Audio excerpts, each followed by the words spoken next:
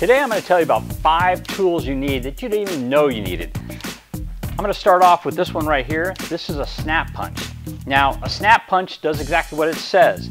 It's basically for center punching holes. You set it where you want it, snap it, and it puts a nice little hole. You can drill your hole where you want to.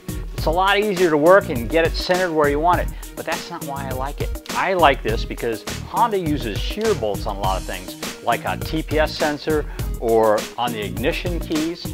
And what happens is when you're trying to get them off, normally what people do is they'll get a die grinder and try to cut a groove in there so they can use a pair of, like a screwdriver to get it off. This was much more effective. You can take on the edge of your shear bolt, put a little dent, and then once you do that, put it at an angle and just kind of work the screw out. And it really does a great job of getting the screw loose. Now that brings us to our second tool. The second tool is this pair of Duckbill Pliers. It's pretty obvious why they call it Duckbills. These are a lot more effective than needle nose pliers, I find, because they're a lot stronger. And what happens is quite often, once I get the screw loose with the snap punch, I'll go in there with the Duckbills and I can grab hold of it and actually loosen it up the rest of the way. The cool thing about Duckbills is because they're wide instead of thin like needle nose, they're a lot stronger. They're very effective for getting the spring clamps that Honda uses on their hoses and stuff like that. I've also used them in transmissions when rebuilding them for this one big snap ring. You can stick it in there, open up the snap ring, and it helps you get the case off. So I love these tools. They're really great. The next tool is a set of slide jaw pliers. They're not really like channel locks because they have a smooth jaw. This particular tool is made by a company called Nipex. They make really good cutters, by the way. Anyway, this works well on AN fittings. So if you're using AN fittings, you can go out and purchase the complete array of aluminum wrenches you want to get, or you can go out and probably buy 2 of these for the same price. The thing I like about this is, with the smooth jaws, they don't mangle up your AN fittings, and they're really adjustable. Nothing worse than looking in at the AN wrenches and finding the size you need is the only one that's missing. Anyway, get a set of these and throw them in there. They're really effective. The next tool is called a thread setter. Now the thread setter actually helps you put threads in blind holes.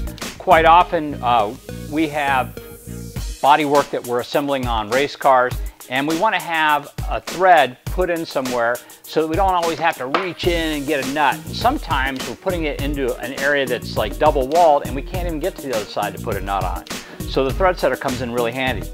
It has a bunch of different types of threads that go by all sorts of different names. This is the standard one. You just basically drill a hole, stick it in there. When you clamp it down with the thread setter, what it actually does is it causes this side to bulge just like a pop rivet does, but it has threads on it. So when you get done and screw the tool out of it, you've got a set of threads left in there rather than a rivet. This is a different type. This one's actually for flush mounts. You drill a hole that's this size.